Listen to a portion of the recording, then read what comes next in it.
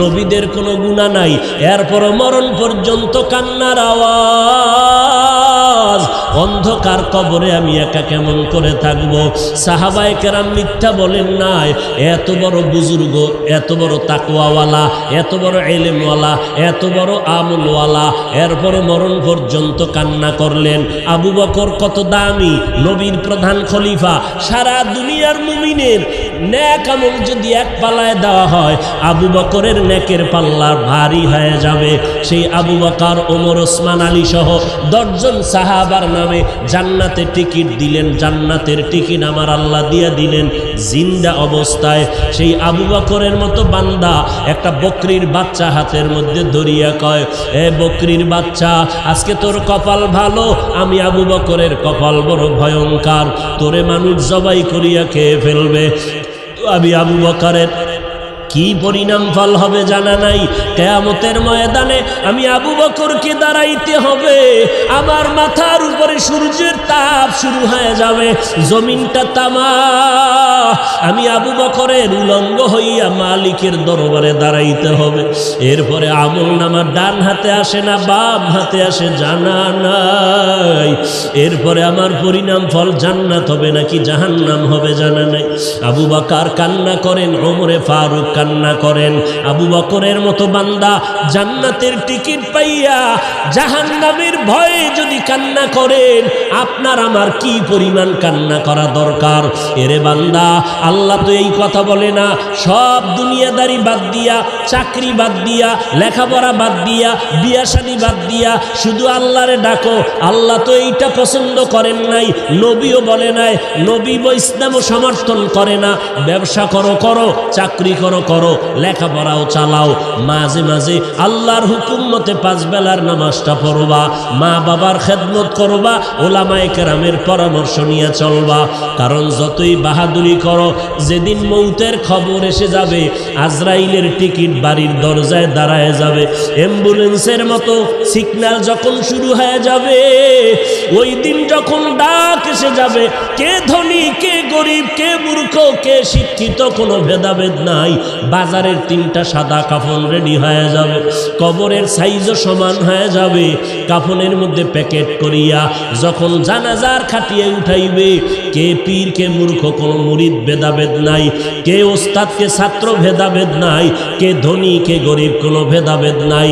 কবরের দেশে নিয়ে যখন কবরে রাখিয়া সবাই মাটি দিয়া বিদায় হবে, আর একটা আয়াত পড়িয়া চিৎকার দিয়া বলবে, মিনহা খলাকনাকুম ওয়া ফিহা নুঈদুকুম ওয়া মিনহা নুখরিজুকুম তারাতান উখরা।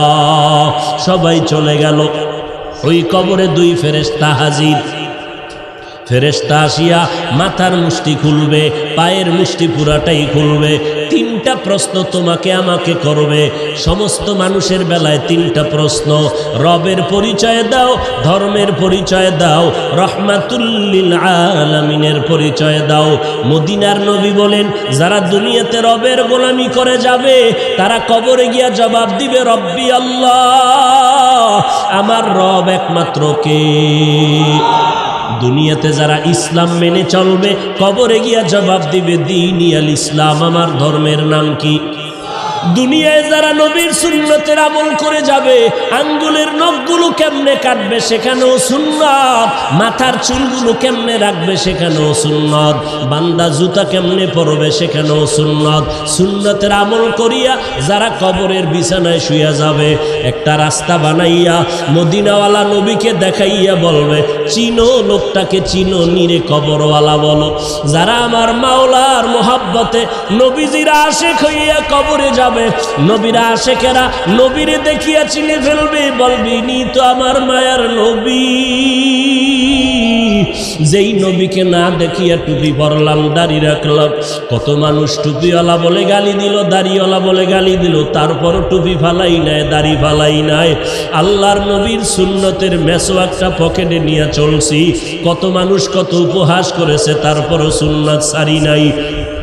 নবীজি বলেন, সাথে সাথে আল্লাহ তাআলার গায়বী আওয়াজ এসে যাবে।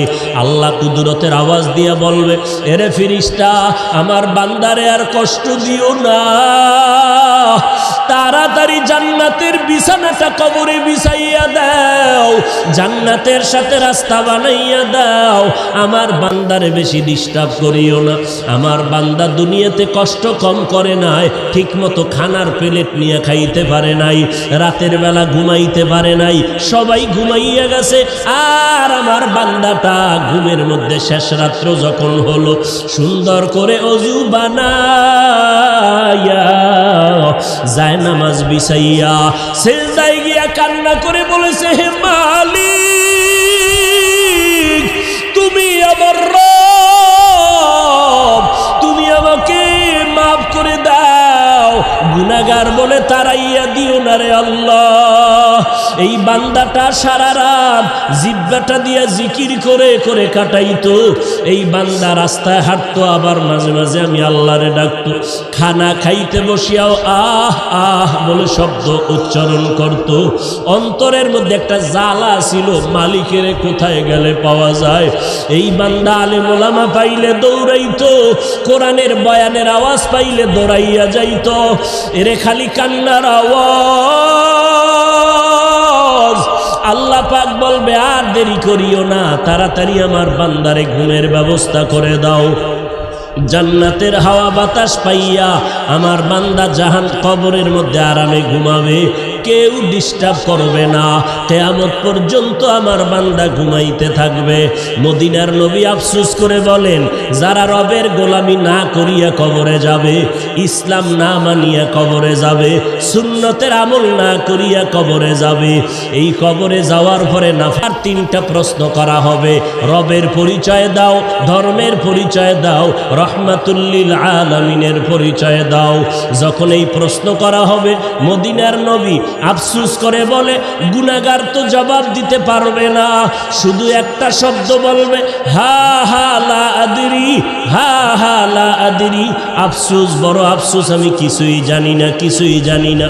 নবীজি বলেন, সাথে সাথে আমার আল্লাহ গাইবি আওয়াজ দিয়া বলবেন, কুদরতের আওয়াজ দিয়া, এ কবরের ফেরেশতা, এই নাফরমানের আর সুযোগ দিয়া লাভ নাই। আমি আল্লাহ দুনিয়াতে কম সুযোগ দেই নাই। আমার দেওয়া চাঁদের আলো, সূর্যের আলো ভোগ করলো, আমার দেওয়া পানি, আমার দেওয়া বাতাস, আমার দেওয়া নদীর মাছ, গাছের ফল খাইয়া, জমিনের ফসল খাইয়া, এই কপাল পোড়া একবারও আলহামদুলিল্লাহ বলে নাই। ওলামায়ে কেরাম পায়ে ধরে ধরে নামাজের কথা বলতো। এই নাফরমান গুনাহগার আজান শুনিয়া একবারও মসজিদে গিয়া নামাজ আদায় করে নাই।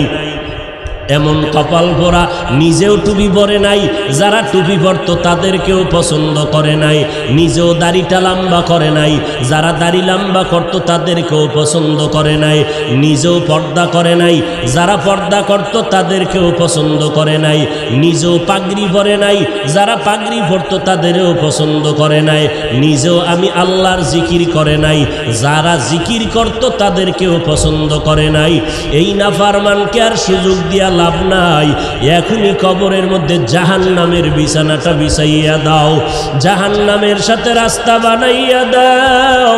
জাহান্নামের আগুন কবর ভরে যাবে, একটা না, দুইটা না, 70 থেকে 99টা সাপ কবর এসে ভরে যাবে।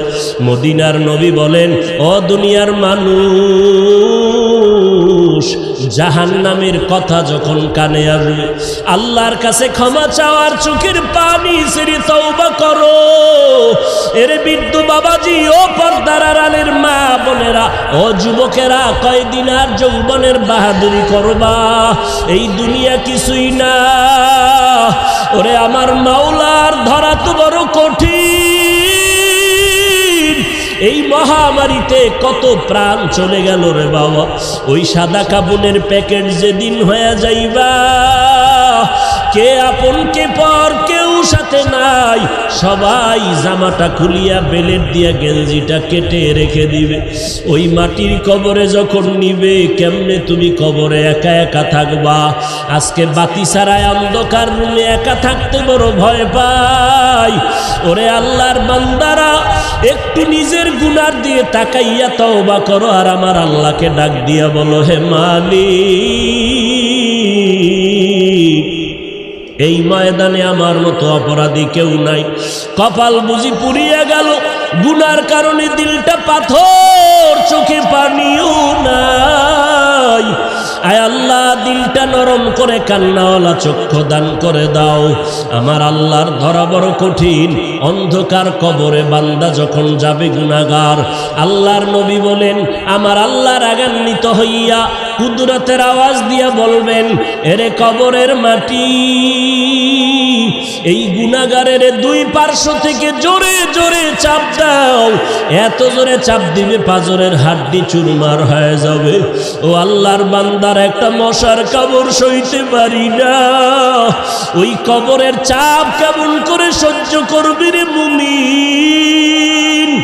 জাহান্নামের ভয়ে যদি আম্বিয়ায়ে কেরামরা কাঁদতে পারেন, সাহাবায়ে কেরামরা যদি কবরের আযাবের ভয়ে কাঁদতে পারে, আমাদের কপাল কি পুড়িয়া গেল? না জানি কারো বরদোয়া কপালে লাগলো। চোখে কেন পানি নাই? জাহান্নামের ভয় নাই। ওরে চক্ষু দুইটা বন্ধ করে আল্লাহকে ডাকো আর বলো, হে মালিক, গুনাহগার হইয়া ময়দানে বসছি, গুনাহ নিয়ে আর ময়দান থেকে ঘরে যেতে চাই না। আয় আল্লাহ, গুনার কারণে আমার হাত না পাক, আমার জিহ্বা না পাক, আমার চোখ দুটো না পাক। আয় আল্লাহ, আপনার মতো দয়াময় কেউ নাই। আয় আল্লাহ, গুনাহগার বলিয়া তারাইয়া দিয়েন না রে আল্লাহ। আর গুনার কাছেও যাব না, মা বাবারে কষ্ট দেব না, নামাজ ছাড়ব না, বেপরদায় চলব না, দাড়ি কাটব না, ওলামায়ে কেরামের বিরোধিতা করব না। আজকে থেকে তওবা করে নিলাম। তওবার খাঁটি নিয়ত যদি অন্তরে থাকে, খাঁটি তওবার নিয়তে আমার মাওলাকে বলতে থাকো, দিলটা নরম করো, আল্লাহকে বলো, হে আল্লাহ, আজকে থেকে তওবার খাঁটি নিয়ত করলাম। রিজিকের মালিক আল্লাহ, হায়াতের মালিক আল্লাহ, ইজ্জতের মালিক আল্লাহ। অতএব দুনিয়ার কাউকে ভয় করিয়া লাভ নাই, কারো গোলাম হইয়া লাভ নাই। আল্লাহ যেদিন ডাক দিবে আমারে কেউ ধরে রাখতে পারবে না। রিজিকের ব্যবস্থা আল্লাহ করবেন। অতএব রিজিকের জন্য কারো পায়ের কাছে যাওয়ারও প্রয়োজন নাই। আল্লাহ আজকে থেকে আপনার গোলামি করব, নামাজ পড়ব, নবীর তরিকায় চলব, মা বাবার দোয়া নিয়ে চলব, ওলামায়ে কেরামের বিরুদ্ধে যাব না। তওবা করার যদি খাঁটি অন্তরে নিয়ত হয়, মুনাফিকি যদি না থাকে, খাঁটি তওবার নিয়তে দুটো হাত আল্লাহকে দেখাইয়া দাও। আয় আল্লাহ, মেহেরবানি করে হাতগুলো কবুল করে নেন, তওবা কবুল করে নেন, তওবার উপরে মজবুত হইয়া চলার তৌফিক দান করেন। আমিন।